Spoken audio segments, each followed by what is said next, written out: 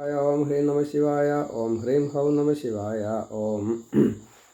ഞാൻ വടശ്ശേരി ഹരിനമ്പൂതിരി 904803 എൻ്റെ phone number. ശിവപുരാണത്തെ സംഗ്രഹിച്ച് എഴുതിയിരിക്കുന്നു. അത് എഴുതിയത് പൂർത്തിയായിട്ടില്ല. അവസാനത്തെ വായവീയ സംഹിതയാണ് ഇപ്പോൾ എഴുതിക്കൊണ്ടിരിക്കുന്നത്. ആദ്യ ഭാഗങ്ങൾ പാരായണം ചെയ്തു വരുന്നു. രുദ്രസംഹിതയിലെ പാർവതീഖണ്ഡ് ആണ് പാരായണം ചെയ്യുന്നത്. ശിവപാർവതി വിവാഹത്തിന് മുന്നോടിയായിട്ടുള്ള വിഷയങ്ങളെയാണ് ഇവിടെ പറയണത്. നമുക്കത് കേൾക്കാം. ഇത് വായിക്കുമ്പോൾ എന്ത് സുഖമാണ് എന്ന് പറഞ്ഞാൽ അറിയില്ല. മൂലഗ്രന്ഥം വായിക്കുമ്പോൾ ഇത്രയും സുഖം എളുപ്പമല്ല. കാരണം മനസ്സിലാവണില്ല. അതാണ്. ഇത് നന്നായിട്ട് മനസ്സിലാവുന്നല്ലോ, അത് തന്നെയാണ്. അപ്പോൾ അറിയുന്ന ഭാഷയിൽ പുരാണത്തെ ആശ്രയിക്കുകയാണ് വേണ്ടത് എന്ന തത്വം എൻ്റെ ജീവിതത്തിൽ എനിക്ക് വളരെയധികം സുഖത്തെ തരുന്നു. അത് മറ്റുള്ളവർക്ക് കൂടിയിട്ട് കൊടുക്കണം. ഇത്രയും ഞാൻ ചെയ്യുന്നുള്ളൂ.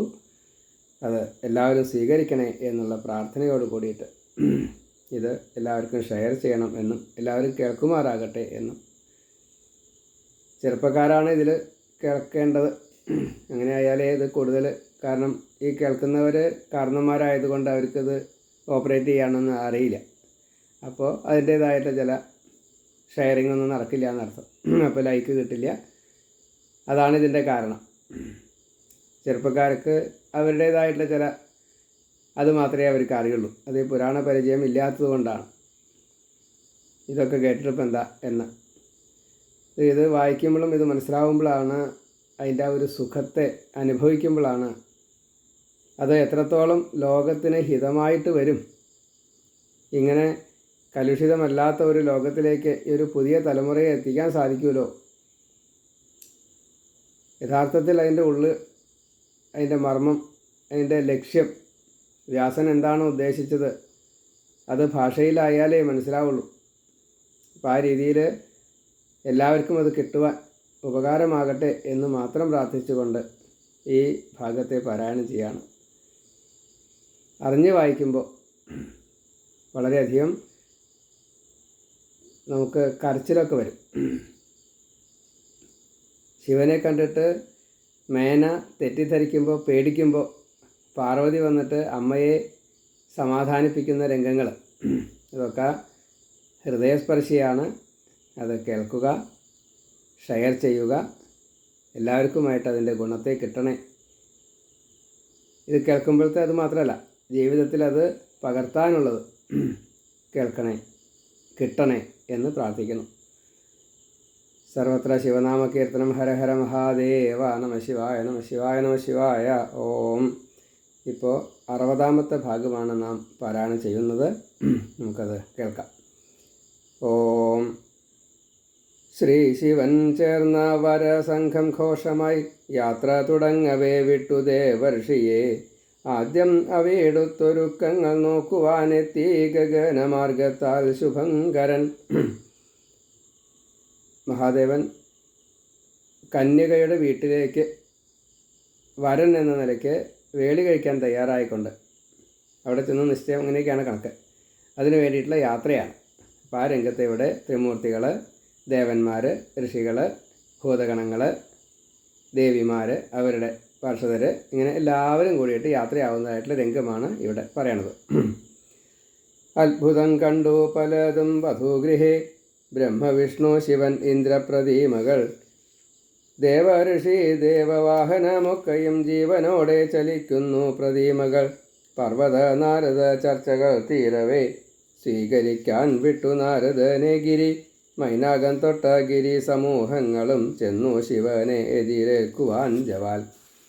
അവിടെ ഓരോരോ ദേവന്മാരുടെയൊക്കെ പ്രതിമകളൊക്കെ ഉണ്ടാക്കിയിട്ടുണ്ട്. അതൊക്കെ ചലിക്കുന്നതായിട്ടുള്ള പ്രതിമയാണോ, ഒറിജിനലായിട്ട് അവിടെ വന്നു ചേർന്നവരാണോ, ഒറിജിനൽ അതോ ഡ്യൂപ്ലിക്കേറ്റ് എന്ന് മനസ്സിലാവാത്ത രീതിയിൽ അത്രയും സൂക്ഷ്മമായിട്ടാണ് ആ പ്രതിമകൾ ഉണ്ടാക്കിയത്. അത് കഴിഞ്ഞ അധ്യായത്തിൽ നമ്മളൊന്ന് സൂചിപ്പിച്ചു. ഇപ്പോൾ ഇവിടെ നാരദനും ഈ ഗന്ധർവന്മാർ തമ്മിൽ പറയുകയാണ്, ഏതാ ഒറിജിനൽ ഏതാ ഡ്യൂപ്ലിക്കേറ്റ് അറിയണില്ലല്ലോ. അത്ര അങ്ങനെയാണ്. അപ്പോഴേക്കും ശിവൻ വിഷ്ണു വിധീസുരർ എത്തി കവാടത്തിൽ കേട്ടു ബഹളവും. വേഗം വരനെ എതിരേൽക്കുവാൻ ഗിരി ചെന്നു ദ്വിജർക്കൊപ്പം നന്മ പറയുവാൻ. രുദ്രനെ കാണുവാൻ ചെന്നു ഹിമാലയം, തൻ്റെ ഭാഗ്യം ഓർത്തു ഗൗരി തൻ ഭാഗ്യവും. പ്രേമത്താൽ ആർദ്രമായി രുദ്രസംഘത്തിനാൽ വിസ്മയിച്ചു ദേവസൈന്യത്തെ കാണവേ. ആരാ തൻ്റെ പുത്രിയെ വിവാഹം കഴിക്കുന്നത്? മഹാദേവനാണേ. അവരാണ് ത്രിമൂർത്തി സഹിതമായിട്ട് എല്ലാവരും വന്നിരിക്കുന്നത്. ആ ഹിമവാൻ്റെ ഒരു മഹാഭാഗ്യം എന്നല്ലാണ്ട് എന്താ അതിന് പറയുക? സന്തുഷ്ടരായി സുരർ നന്നായി വാഴ്ത്തവേ, പാർവതിയെ കണ്ടു വന്ദിച്ചു സർവരും. കാളപ്പുറത്തേറി രുദ്രനെ കണ്ടവർ സർവാഭരണ വിഭൂഷിതൻ തുഷ്ടരായി. പൊൻകിരീടം പട്ടുവസ്ത്രം വളതള പൊൻചിലമ്പ് അരഞ്ഞാണവും പൂണുനൂൽ ആയി മാറി പാമ്പും ആനത്തോൽ പട്ടുമായി കണ്ടു അതിപ്രഭ സർവരും രുദ്രനിൽ. ഭൂതഗണങ്ങളും സുന്ദരരൂപരായി ദിക്കും വിധിക്കും പ്രഭ ചൊരിഞ്ഞോ ഭവൻ. വിഷ്ണുയിടത്തും വലത്തു ഞാൻ വാണിയും പിന്നിലിന്ദ്രൻ സുരർക്കാര്യം നടത്തുവോർ. അപ്പോൾ മഹാദേവൻ്റെ പാർഷദ വൃന്ദങ്ങൾ മുഴുവൻ അതൊക്കെ ശിവരൂപികളാണ്. അപ്പോൾ അവർക്കെല്ലാവരും ഈ പാമ്പും അങ്ങനെയുള്ള അങ്ങനെയുള്ളതൊക്കെയാണ്. ആനത്തോലും പുലിത്തോലും ഇങ്ങനെയൊക്കെ തന്നെയാണ്. അതേപോലെ ഭൂതഗണങ്ങളുടെ പ്രത്യേകത എന്താ വെച്ചാൽ അവർക്ക് കണ്ണില്ല, മൂക്കില്ല, അല്ലെങ്കിൽ തലയില്ല, തല അസ്ഥാനത്താണ്. ഇങ്ങനെ അനവധി വിരൂപ സമ്പ്രദായത്തിലാണ് ഭൂതഗണങ്ങളുടെ ആ ഒരു വിവരണം. അപ്പോൾ അവരൊക്കെ അതീവ സുന്ദരന്മാരായിട്ടാണ് ഈ വരൻ്റെ ഗൃഹത്തിലേക്ക് ചെല്ലണത്, വരനോടൊത്ത് വധുഗൃഹത്തിലേക്ക് ചെല്ലണത്. അപ്പോൾ എല്ലാവരും അത്യധികം എന്തൊരത്ഭുതം എന്ന് ഈ ഹിമവാൻ്റെ അവിടെയുള്ള എല്ലാവരും, ഹിമവാൻ ഉൾപ്പെടെയുള്ള അവരെല്ലാവരും ഒരേപോലെ അത്ഭുതപ്പെടുക. എല്ലാവരും പാർവതിയെ നമസ്കരിച്ചു. ശിവൻ്റെ ഈ ആടയാഭരണങ്ങളൊക്കെ വിഷ്ണുവിൻ്റെ പോലെയായിപ്പോയി. സൗന്ദര്യം അതിൻ്റെ മാക്സിമം. ഇപ്പോൾ എല്ലാവരും കണ്ടപ്പോൾ അത്യധികം സന്തോഷം എല്ലാവർക്കും. പക്ഷേ ഇനി പരീക്ഷയാണ്. മേനയ്ക്ക് മാത്രം ഇതാണ് പൂർത്തിയായിട്ടില്ല, മനസ്സ് അവിടെ ശുദ്ധമായിട്ടില്ല. അപ്പോൾ ആ മേനയെ ശുദ്ധീകരിക്കാൻ വേണ്ടിയിട്ട് മഹാദേവൻ ഒരു ലീല കാണിക്കുന്നുണ്ട്. ആ ലീല കാണിക്കുന്ന രംഗത്തേക്കാണ് ഇവിടെ എത്തിക്കാൻ പോണത്. അതുവരെയുള്ളതൊക്കെ ഒരു സാധാരണ രീതിയിൽ ഈശ്വരനും ഈശ്വരൻ്റെ മായകളും എന്നുള്ള നിലയ്ക്ക് അത്രയേ ഉള്ളൂ. ഈശ്വരനെ സ്വീകരിക്കുക എന്നുള്ള അർത്ഥത്തിലേ ഉള്ളൂ. അവിടുന്ന് അങ്ങോട്ട് അങ്ങനെയല്ല, പരീക്ഷയാണ്. അപ്പോൾ പരീക്ഷയും അത് കഴിഞ്ഞിട്ട് ഈ പരീക്ഷയിൽ അമ്മ ജയിക്കണം കേട്ടോ എന്നുള്ള പാർവതിയുടെ ഉപദേശവും അത് കേൾക്കുമ്പോഴാണ് നമ്മൾ വല്ലാത്തൊരു ലീനഭാവം വരും. ബ്രഹ്മം സകലനായി ഭക്തർക്കു മംഗളം നൽകുവാൻ ലീലകൾ കാട്ടുന്നു പ്രാകൃതം. ഭക്തർക്ക് അധീനനായി ആനന്ദരൂപിയായി കാരുണ്യവാനായി നടപ്പാക്കി മായയാൽ കണ്ടു ഹിമവാൻ ത്രിമൂർത്തിഭാവങ്ങളെ. ലക്ഷ്മി സമേതന്നിടത്തായി വിഷ്ണുവും ബ്രഹ്മാവ് വലത്ത് ഇടയിൽ സദാശിവൻ ഇന്ദ്രനെയും ഗിരി വീണു നമിച്ചുടൻ. ഇപ്പോൾ ഇടതുഭാഗത്തായിട്ട് വിഷ്ണുവും ലക്ഷ്മിയോട് കൂടിയിട്ട് വലതുഭാഗത്ത് ബ്രഹ്മാവ് വാണിയോട് കൂടിയിട്ട് ഇങ്ങനെയാണ് ത്രിമൂർത്തികൾ വന്നത്. അവരെല്ലാവരും ലോകഹിതം നടപ്പാക്കാൻ വേണ്ടിയിട്ട് കാരുണ്യവായ്പോട് കൂടിയിട്ടാണ് എല്ലാവരും ഒരേപോലെ. ഇതിന് പ്രത്യേക ഒരു ഗുണമുണ്ട്. ഈശ്വരൻ്റെ അനുഗ്രഹം അത് വേണ്ടുവോളം എല്ലാവർക്കും കൊടുക്കുന്ന സന്ദർഭമാണ്. അപ്പോൾ അതിൽ പങ്കാളികളാവാൻ സാധിക്കുന്നത് ത്രിമൂർത്തികൾക്കും എന്നുള്ളതാണ്. ബ്രഹ്മമാണ് സകല സ്വരൂപത്തിൽ വന്നിരിക്കുന്നത്. ഇതൊക്കെ അറിഞ്ഞുകൊണ്ട് തന്നെയാണ് എല്ലാവരും ഋഷികളും ഇവരൊക്കെ എല്ലാവരും ഈ അനുഗ്രഹം കിട്ടാൻ വേണ്ടിയിട്ടാണ്. അപ്പോൾ അതിന് സേവനം ചെയ്യാൻ വേണ്ടിയിട്ടാണ്. അപ്പോൾ അതിൽ ഒരു പങ്കാളിത്തത്തിന് പ്രത്യേകമായിട്ടുള്ളൊരു സുഖം എല്ലാവരും അനുഭവിക്കുന്നുണ്ട്. ലോകഹിതങ്കരം ആണെന്നർത്ഥം. ആതിഥ്യമര്യാദ ചെയ്തു ഹിമാലയം സർവരെയും കൂട്ടി വന്നു ഗൃഹത്തിലായി. വിഷ്ണു ശിവൻ സുരരൊക്കെയും എത്തവേ മേനയ്ക്കു രുദ്രനെ കാണാൻ തിടുക്കമായി. അപ്പോൾ അതിഥികളെ കൂട്ടിക്കൊണ്ടുവരേണ്ടത് ആതിഥേയൻ്റെ ചുമതലയാണ്. അപ്പോൾ ഗോപുരത്തിൽ പോയിട്ട് കൂട്ടിക്കൊണ്ടുവന്നു. അപ്പോഴേക്കും അന്തപുരത്തിലുള്ള മേനയ്ക്ക് കാണാൻ ധൃതിയായി. കാരണം എല്ലാവരും പറയുന്നുണ്ട് അതീവ സുന്ദരനാണെന്ന്. കണ്ടപ്പോഴല്ലേ നാരദനെ വിളിച്ചോതി മേനയുടൻ. രുദ്രാജ്ഞയാൽ ചെന്നു നാരദൻ സാദരം. മേന നമിച്ചോതി രുദ്രനെ കാണണം പാർവതി മോഹിച്ച സുന്ദര രൂപനെ. മേനെ കണ്ടിട്ടില്ല. പാർവതി 3000 കൊല്ലം തപസ് ചെയ്തത്. അപ്പോൾ ആ മഹാദേവനെ ഒന്ന് കാണാനുള്ള അതിയായിട്ടുള്ള ഉത്സാഹം. ഇങ്ങനെ കേട്ടു ശിവൻ വിഷ്ണു മോഹിതൻ. ഇങ്ങനെ കേട്ടു ശിവൻ വിഷ്ണു മേനതൻ ഉള്ളിലെ ശങ്ക അഹം തീർക്കാൻ ലീലയാ ചൊല്ലി സുരരോട് ഉള്ളിൽ കടക്കുവാൻ വിഷ്ണു ആജ്ഞയും കേട്ടു ദേവകൾ ഉത്സുകർ. ഇത് മനസ്സിലായപ്പോൾ മഹാദേവൻ പിന്നിൽ നിന്നു. നിങ്ങളെല്ലാവരും അകത്തേക്ക് എന്നോളൂ, വേണ്ട പോലുള്ള ലീലകളൊക്കെ ചെയ്തോളൂ, അതൊക്കെ കൊടുത്തു, ആജ്ഞ കൊടുത്തു. പ്രത്യേകം ചെന്നപ്പോൾ മേന മുനിയുമായി ഭാവി ചിന്തിച്ചു ശുഭം തഥാ ശങ്കരൻ. സംഘഗണനാഥർ ശ്രേഷ്ഠരായി സുന്ദരർ രുദ്രൻ വരൻ എന്നു തോന്നിപ്പിക്കും വിധം കണ്ടപ്പോൾ മേന മുനിയോടുരച്ചിത് ശംഭുവല്ലേ ശിവൻ എന്നു പലരെയും അഷ്ടവസുക്കൾ ശിവപാർഷദർ സുരർ വേഷത്താൽ ഭൂഷിതർ കാമദേവ സമർ. എല്ലാവരും അതീവ സുന്ദരന്മാരാണ്, മഹാദേവന് തുല്യം. അങ്ങനെയാണ് ഈ ദേവന്മാരൊക്കെ മഹാദേവനെ പോലെ ചെയ്യുന്ന. അപ്പോൾ ഇതാണോ മഹാദേവൻ? ഇതാണോ മഹാദേവൻ? അതീവ സൗന്ദര്യമാണ് എല്ലാവർക്കും അത്. അപ്പോൾ മഹാദേവൻ സുന്ദരനാണെന്ന് നാരദൻ പറഞ്ഞിട്ടുണ്ട്. അപ്പോൾ ഇവർ ഇതാണോ വരൻ, ഇതാണോ വരൻ എന്ന് എല്ലാവരും ശങ്കിച്ചു എന്നാ. ആർക്കാണ് സൗന്ദര്യം കൂടുതൽ ഇങ്ങനെ ചിന്തിക്കവേ കണ്ടു രുദ്രൻ വിരൂപനായി ഘോരം ഭയങ്കര ആകാരം പലവിധം കണ്ടു മേന മട്ടുപ്പാവിൽ ഇരിക്കവേ. ഈ സമയത്ത് മഹാദേവൻ്റെ രൂപം അതിഭീകരമായിട്ടുള്ള ഒരു കാലകാലത്തിനില്ലേ, ആ രൂപത്തിലായിപ്പോയി ഭഗവാൻ. കണ്ണക്കന്നെ ചുവന്ന് മറ്റേ പാമ്പായിട്ടും ആനത്തോലും പുലിത്തോലും ഇങ്ങനെയൊക്കെയുള്ള രൂപത്തിൽ പേടിക്കും. കണ്ടു കഴിഞ്ഞാൽ അതിഭീകരമാണ്. എന്നെ മറ്റേ മുടിയായാലും പുരികായാലും വേഷഭൂഷങ്ങൾ, കണ്ണിൻ്റെ നോട്ടം, അതേപോലെ ഈ ശരീരത്തിൻ്റെ വടിവ് ഒക്കെ പേടിപ്പെടുത്തുന്നർത്ഥം. തൻ്റെ മകളെ കൊടുക്കാൻ പറ്റില്ല എന്നുള്ള ഉറപ്പിക്കാൻ വേണ്ടിയിട്ട് മേനയുടെ ശങ്ക തീർക്കാൻ വേണ്ടിയിട്ടാണ്. ഇതാണ് കണ്ടോട് കൂടിയിട്ട് ചിത്തം പിടച്ചു ഭയന്നു കണ്ടു മേന രാക്ഷസ കിന്നര യക്ഷ ഗന്ധർവരെ പിന്നെ മണിഗ്രീവൻ തൊട്ടുള്ള പാർഷദർ അഷ്ടദിക്പാലരെ സൂര്യചന്ദ്രാദിയെ എല്ലാവരെയും കൂട്ടുണ്ട് കേട്ടോ. ഇവരൊക്കെ പലതരത്തിൽപ്പെട്ടവരായിട്ടാണ് നിൽക്കണത്. ദേവർഷി ബ്രഹ്മർഷി മറ്റു മുനികളും ഏറ്റവും പ്രശോഭിതർ ഭക്തരാം സാത്വികർ ഏറ്റവും സുന്ദരൻ നാഥനെ കാണവേ രുദ്രൻ ഇതാണോ എന്നാരാഞ്ഞു നാരദ. വിഷ്ണുവിനെ കണ്ടു. അപ്പോൾ ഇതല്ലേ രുദ്രൻ? രുദ്രനെ കണ്ടു, നേരത്തെ മഹാദേവനെ കണ്ടു. അത് നോക്കുമ്പോൾ അതിഭീകരനായിട്ട്. അപ്പോൾ കാലകാലം നിരീക്ഷിച്ചിട്ടുള്ളത്, ഇത് വേളി വയ്ക്കാൻ വന്ന ആളെ നിരീക്ഷിച്ചിട്ടില്ല. അതാണ് രുദ്രഭൃത്യന്മാരെ സുന്ദരരെ കുറെ കണ്ടൂഹിച്ചു ശിവരൂപം സുന്ദരം. അപ്പോൾ എത്തി വിഷ്ണു ശ്യാമള കോമളൻ മഞ്ഞവസനൻ ചതുർബാഹു സാത്വികൻ. അപ്പോൾ യഥാർത്ഥത്തിലുള്ള വിഷ്ണു രൂപത്തിലാണ് ചെന്നു.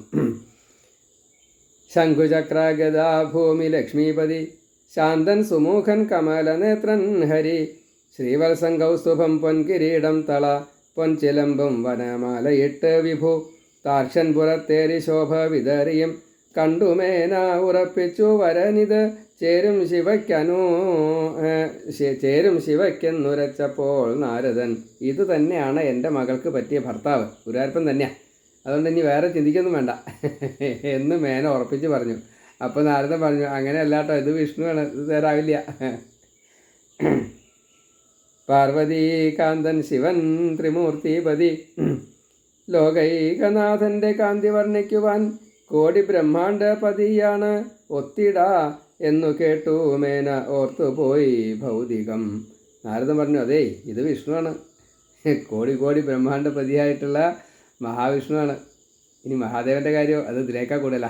അപ്പോൾ അതുകൊണ്ട് ഇതൊന്നും ആർക്കും ചിന്തിക്കാൻ പോലും പറ്റില്ല, അങ്ങനെയാണ് എന്നൊക്കെ പറഞ്ഞു.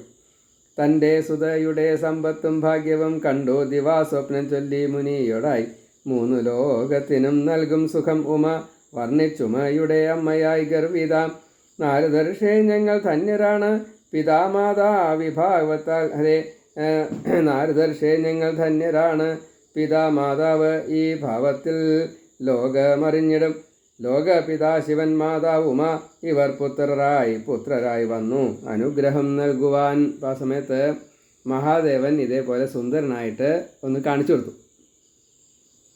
മഹാദേവൻ്റെ ഈ സുന്ദര രൂപം കണ്ടു കഴിഞ്ഞപ്പോൾ നേരത്തെ മഹാവിഷ്ണുവിനെ കണ്ടപ്പോൾ ധന്യാന്ന് പറഞ്ഞു. അപ്പോൾ ഇതല്ല ദാ നിൽക്കണു എന്ന് നാരദൻ കാണിച്ചു കൊടുക്കുക.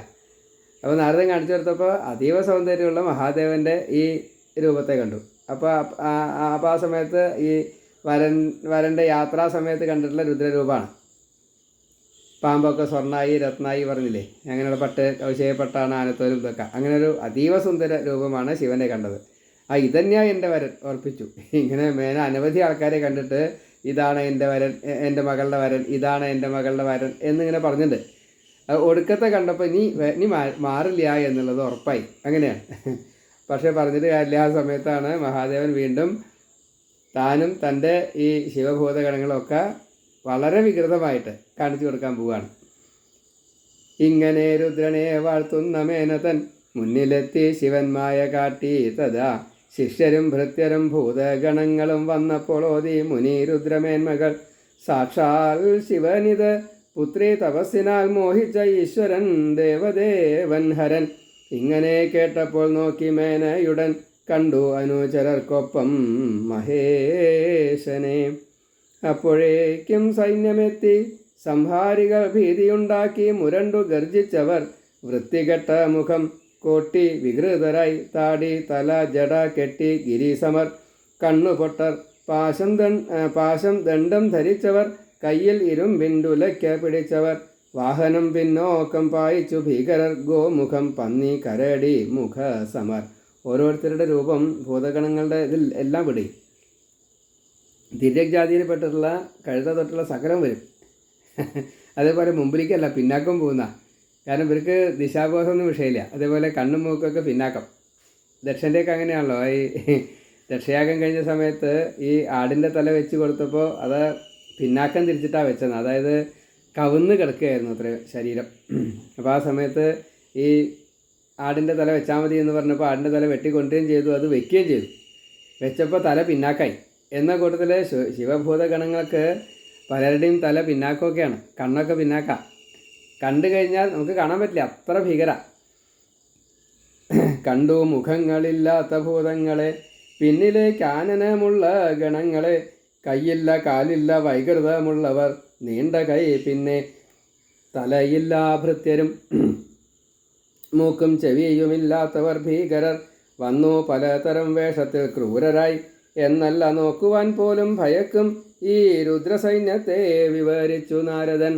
ഇതിങ്ങനെ കണ്ടതോട് കൂടിയിട്ടേ കണ്ടു, മേനത് കാണാനായിട്ടല്ല. പക്ഷെ നാരദൻ ഇതൊക്കെ ഇന്ന ആൾക്കാരാണ് പേരൊക്കെ പറഞ്ഞിട്ടേ 66 കോടിയുണ്ട്. അത് കേട്ടാൽ തന്നെ പേടിയാ. ഒരാൾ പിന്നെ തെറ്റ് ചെയ്യില്ല.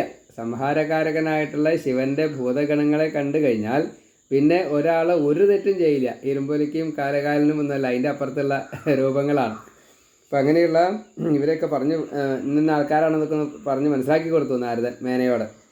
എണ്ണിയാൽ തീരാത്ത വീരരുണ്ട് അതിൽ, നന്നായി കണ്ടോളൂ രുദ്രൻ്റെ ഭൃത്യരെ, രുദ്രനെ പിന്നീടു കാണാം എന്നിങ്ങനെ കേട്ടപ്പോൾ ബോധം പോയി വീണുപോയി മേനയും. അപ്പോൾ യഥാർത്ഥത്തിൽ രുദ്രനെ അങ്ങ് കണ്ടിട്ടില്ല കേട്ടോ അമ്മേ, പാർവതിയുടെ അമ്മേ എന്ന് പറയുകയാണ്.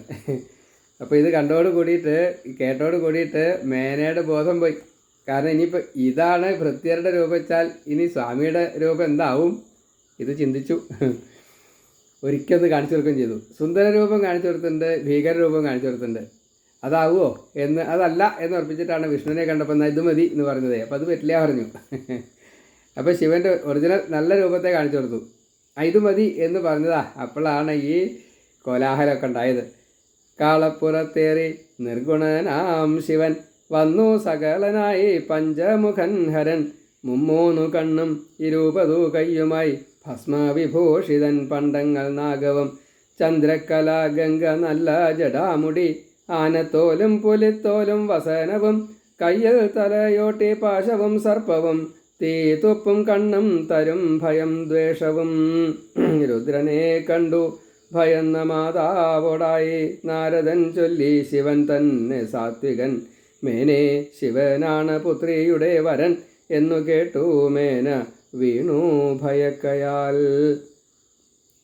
ശിവൻ ഒറിജിനൽ ശിവനായിട്ടുണ്ട് വന്നു. എന്തൊക്കെയാണ് ശിവൻ്റെ രൂപം?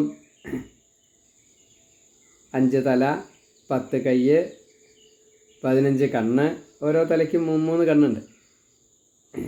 അതേപോലെ പണ്ടങ്ങളൊക്കെ സർപ്പങ്ങളാണ്, ആനത്തോല്, പുലിത്തോല്, അതേപോലെ ഈ അഷ്ടബാഹുവായിട്ടാണ്. അപ്പോൾ തലയോട്ടിൻ്റെ കയ്യിൽ സർപ്പം ഒരായുധമാണ്. അതുപോലെ പാശുണ്ട്, തോട്ടി തുടങ്ങിയിട്ടുള്ള ആയുധങ്ങൾ, പിന്നെ അമ്പും വില്ലൊക്കെ ത്രിശൂലം, കപാലം, ഇങ്ങനെയുള്ള പലതുമുണ്ട്. ഡമരു, ഒരു മാൻ മുദ്ര, മാനാണ്, മറ്റേ പശു എന്നുള്ള നിലയ്ക്കാണ്, കാരണം പശുപതിയാണ് അതുകൊണ്ടാണ്. അപ്പം ഇങ്ങനെ അഷ്ടബാഹുവായിട്ടുള്ള ഒറിജിനൽ ശിവനെ ചന്ദ്രകലാധരനായിട്ടുള്ള, ഗംഗാധരനായിട്ടുള്ള, നീലകണ്ഠനായിട്ടുള്ള, ജടാമുടിയൊക്കെ വെച്ച് വളരെ മേൽ മുഴുവൻ ഭസ്മമൊക്കെ പൂശിയിട്ട് ആ 20 കൈയുള്ള മഹാദേവനെ, പഞ്ചമുഖനായിട്ടുള്ള മഹാദേവനെ, സാംബശിവനായിട്ടുള്ള മഹാദേവനെ, ശംഭുവായിട്ടുള്ള മഹാദേവനെ ഇങ്ങനെ കാണുക. അതിങ്ങനെ ചുവപ്പ് കണ്ണാണ്. അപ്പോൾ അതിങ്ങനെ തീ തുപ്പുണ്ടോ എന്ന് തോന്നും. മൂന്നാം തൃക്കണ്ണും സ്വതേ ആ സമയത്ത് തുറന്നുണ്ടാവുന്നതാണ് തോന്നുന്നത്. അതിന് തീ തുപ്പിയിട്ടല്ല, അല്ലെങ്കിൽ മറ്റേ വേറെ ഉദ്ദേശങ്ങളൊന്നുമില്ല. പക്ഷേ എൻ്റെ 3 കണ്ണുണ്ടല്ലോ, അത് കാണണ്ടേ. 15 കണ്ണിൽ ഇപ്പോൾ 10 കണ്ണല്ല, 15 കണ്ണും തുറന്നുണ്ടാവും. ശരിക്കും കാണാൻ വേണ്ടിയിട്ടാണ്, മേനയ്ക്ക് ആളാരാന്ന് മനസ്സിലാക്കാൻ വേണ്ടിയിട്ട്. ഇത് കണ്ടതോട് കൂടിയിട്ട് ഭക്തി ഉള്ളവർക്ക് വളരെയധികം ഭക്തി, ബഹുമാനം, സ്നേഹം എന്തൊക്കെയാണെന്ന് വെച്ചാൽ ഈശ്വരഭാവം ഒക്കെ തോന്നും. ഭക്തി ഇല്ലാത്തവർക്കോ ഭയമാണ് ഉണ്ടാവുക. ഇവിടെ മേന ബന്ധുവാവാൻ പോവുകയാണ്, അപ്പോൾ ദ്വേഷമാണ് ഉണ്ടായത്. ഇതാ വ്യത്യാസം. ഇതിനെ ഇല്ലാണ്ടാക്കണം, എന്നാലെയാണ്. ഇത് മറ്റേ അര്യമാവിൻ്റെ പുത്രിയാണ്, പിതൃക്കളുടെ പുത്രിയാണ്. അപ്പോൾ അതുകൊണ്ട് ഒരു ഭയത്തിൻ്റെ ആവശ്യം ലെവലേശമില്ല. മുക്തി കിട്ടണമെച്ചാൽ അങ്ങനെയൊക്കെ തന്നെ വേണം. അപ്പോൾ അതൊക്കെ തീർത്തു കൊടുക്കണം, അതിന് വേണ്ടിയിട്ടാണ്. അതിലുണ്ടായിട്ടുള്ള പുത്രിയാണ് പാർവതി. അപ്പോൾ അതുകൊണ്ട് ആ ശങ്ക ലെവലേശം ഉണ്ടാവാൻ പാടില്ല. അതിന് വേണ്ടിയിട്ടാണ് മഹാദേവൻ ഈ ഒറിജിനൽ വേഷത്തെ, അത് തപസ് ചെയ്താൽ കാണിച്ചു കൊടുക്കില്ല ഭഗവാനെ. അപ്പോൾ മേനയുടെ ഒരു ഭാഗ്യം ആലോചിച്ച് നോക്കൂ. അപ്പോൾ എല്ലാവരും കണ്ടു, മേനയ്ക്ക് വേണ്ടിയിട്ടാണ് കാണിച്ചു കൊടുത്തത് കൊണ്ട് കാര്യമില്ല, എല്ലാവരും കണ്ടു. അത് ഹിമവാൻ്റെ കൊട്ടാരത്തിൽ വെച്ചിട്ടാണ് കാണിച്ചു കൊടുത്തത്. പക്ഷേ എന്തുണ്ടായി? ഭക്തി ഇല്ലാത്തതുകൊണ്ട്, വിശ്വാസം ഇല്ലാത്തതുകൊണ്ട്, ജ്ഞാനം ഇല്ലാത്തതുകൊണ്ട് വീണുപോയി, ബോധം കെട്ട് വീണുപോയി പാവം. കാറ്റത്ത് വാഴ പതിച്ചപ്പോൾ വീണുപോയി, ചൊല്ലി ദുരാഗ്രഹിയാണു ഞാൻ വഞ്ചിത, തൊഴിമാരെത്തി പരിചരിച്ചു തഥാ സാവധാനം ബോധം വന്നു സ്വബോധയായി. അങ്ങനെ ബോധം കെട്ട് വീണു, പിന്നീട് ബോധം വന്നു, യഥാർത്ഥത്തിലുള്ള ബോധത്തിലെത്തി. ഇതിങ്ങനെ ആസ്വദിക്കുകയാണ് ബാക്കിയുള്ള എല്ലാവരും. കാരണം ശിവൻ്റെ ലീലയാണ്, ശിവൻ്റെ പരീക്ഷയാണ്. ആ പരീക്ഷയിൽ മേന ജയിക്കുക എന്നുള്ളത് ബാക്കി എല്ലാവർക്കും അറിയാം. അപ്പോൾ അതും കൂടി കാണണം, ആ ഉത്സാഹത്തിലിരിക്കുക. എല്ലാവരും ഈ മഹാദേവൻ്റെ ഈ ലീലയും ലീലാ രഹസ്യവും നല്ലോണം അറിഞ്ഞുകൊണ്ട് തന്നെ മഹാദേവൻ്റെ അതീവ ബ്രഹ്മസ്വരൂപം, സകലസ്വരൂപം, അങ്ങനെ രണ്ടുണ്ട്. വേരം, ലിംഗം എന്നൊക്കെ പണ്ട് പല രൂപങ്ങളുണ്ട്. അതിൽ ഇതാണ് ശരിക്കുള്ള മഹാദേവൻ്റെ രൂപം. സീത്രൂ ആയിട്ടുള്ള സ്ഫടികവർണ്ണത്തിലുള്ള, ശുഭ്രവർണ്ണത്തിലുള്ള ഭഗവാന്റെ നിറം. അതേപോലെ ഇങ്ങനെ ജടാധരനായിക്കൊണ്ട്, ഗംഗാധരനായിക്കൊണ്ട്, ചന്ദ്രകലാധരനായിക്കൊണ്ട്, എല്ലാവരെയും അനുഗ്രഹിക്കുന്നതായിട്ടുള്ള നീലകണ്ഠനായിക്കൊണ്ട്, എല്ലാ പാപങ്ങളും എല്ലാ വിഷങ്ങളും ഇല്ലേണ്ടവേ. അങ്ങനെയുള്ള ഭഗവാന്റെ പാദാദികേശം, കേശാദിപാദം നല്ലോണം കണ്ടു. ആനത്തോലും പുലിത്തോലും സർപ്പ ആഭരണങ്ങളും അതീവ വടിവത്തുള്ള രൂപവും. അങ്ങനെ ശിവൻ ഈ ത്രിമൂർത്തികൾക്കും നാഥനാണ് എന്നുള്ള ഭാവവും ഈശ്വരത്വവും. ചുവന്ന കണ്ണ്, മുല്ലപ്പൂമൊട്ട് തന്നെയാണ് പല്ലൊക്കെ, അതിനൊന്നും ഒരു വ്യത്യാസമില്ല. അതീവ സുന്ദരനാ. വിരിഞ്ഞ നെറ്റിയും നീണ്ടു കൂർത്ത മൂക്കും ഈ ലോഭവും ലജ്ജയുമുള്ള ആ ചുണ്ടും അതീവ സുന്ദരം. മിന്നുന്ന കവിള്. അപ്പോൾ ഇതിങ്ങനെ കാണുമ്പോൾ മേല് മുഴുവനും ഭസ്മക്കുറി, അതിങ്ങനെ തിളങ്ങാണ്. അതിങ്ങനെ ആസ്വദിക്കുക എല്ലാവരും ഒരേപോലെ. ഇതാ മേനയെ അനുഗ്രഹിക്കാൻ പോകുന്നു. മേനയ്ക്ക് ഈ തോന്നലെന്താ? എൻ്റെ അതിസുന്ദരിയായിട്ടുള്ള ഈ മകൾക്ക് ഇങ്ങനെയുള്ള ഒരാൾ വരണോ? 10-20 കയ്യും 5 മുഖമൊക്കെ ആയിട്ട് വേണ്ട. മേല് മുഴുവൻ ആഭരണങ്ങൾ, മറ്റേ നിറച്ച് പാമ്പ അഴിഞ്ഞുകൊണ്ടിരിക്കുന്നുണ്ട്. ദാമ്പത്യത്തിന് വിഘ്നമല്ലേ ഇതൊക്കെ, അതുകൊണ്ട് കൊടുക്കാൻ പറ്റില്ല. ഈ ഭാവത്തിലിരിക്കുകയാണ്. അപ്പോൾ ആ മേന എപ്രകാരത്തിലാണ് ഇനി ബോധത്തിലെത്തണത്, ആ കാര്യമാണ് ഇനി പറയേണ്ടത്. നമുക്ക് അടുത്ത അധ്യായത്തിൽ പറയാം. സർവത്ര ശിവനാമകീർത്തനം. ഹര ഹര മഹാദേവ. നമ ശിവായ, നമ ശിവായ, നമ ശിവായ. ഞാൻ വടശ്ശേരി ഹരിനമ്പൂതിരി 904803 ഞാൻ തന്നെ എഴുതിയതായിട്ടുള്ള ഈ ശിവമഹാപുരാണത്തിൻ്റെ സംഗ്രഹം അത് പാരായണം ചെയ്ത് സമർപ്പിച്ചു വരുന്നു. ഒരു ലേശം കൂടി എഴുതാൻ ബാക്കിയുണ്ട്. വായവ്യ സംഹിത ആണ് ഇപ്പോൾ എഴുതി വരുന്നത്. അത് ഒടുക്കത്തെ സംഹിതയാണ്. 7 സംഹിത, അതിൽ 12 ഭാഗങ്ങളായിട്ടാണ് അത് പാരായണം ചെയ്തു വരുന്നു. നമുക്കത് കേൾക്കാം. സർവത്ര ശിവനാമകീർത്തനം. ഹര ഹര മഹാദേവ. നമ ശിവായ നമ ശിവായ നമ ശിവായ. ഇനി പാർവതി ശിവനെ പറ്റി പറയുന്ന, മേനയെ സന്തോഷിപ്പിക്കുന്ന, ആശ്വസിപ്പിക്കുന്നതായിട്ടുള്ള രംഗമാണ് അടുത്തതിൽ നമുക്ക് കേൾക്കാം.